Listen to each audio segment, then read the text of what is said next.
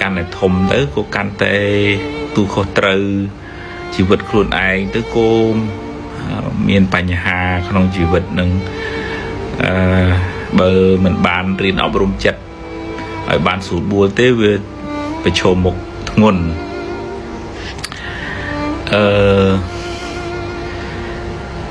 ខ្ញុំគណៈថាភាពនឹកឃើញក្មួយមិនជាអាយុច្រើនទេអាយុវ័យគាត់ឃើញថាស្រស់ហើយញឹមសបាយសើចកកាយប៉ុន្តែពេលផ្ទៃក្នុងផ្លូវចិត្តគាត់នោះមានបញ្ហាបាក់ទឹកចិត្តមួម៉ៅឆេវឆាវចឹងទៅចឹងបាត់ខ្ញុំថាភាពនឹកឃើញបើចាំមើលទៅថ្ងៃមុខទៀតបើមានពេលវេលាគ្រប់គ្រាន់នឹងអាចស្រង់ព័ត៌មានហើយទៅសេតកតងនឹង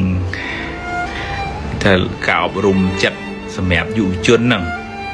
ព្រោះគាត់មានបញ្ហាច្រើនហើយភាគច្រើនមនុស្សចាស់មិនសូវដឹងថាគាត់ពិបាកមិនខ្លះទេអញ្ចឹងក្នុងការពេលនេះខ្ញុំគណៈថាភាពនឹងបានចូលរួមខ្លះដោយសង្កេតឃើញមានពុទ្ធបរិស័ទដែលដូចថាវាជាប់សមឧបនិស្ស័យពីមុនមកពីព្រោះផ្លូវចិត្តរបស់យើងហ្នឹងបើយើងសំរឿងយូរទៅវាមាន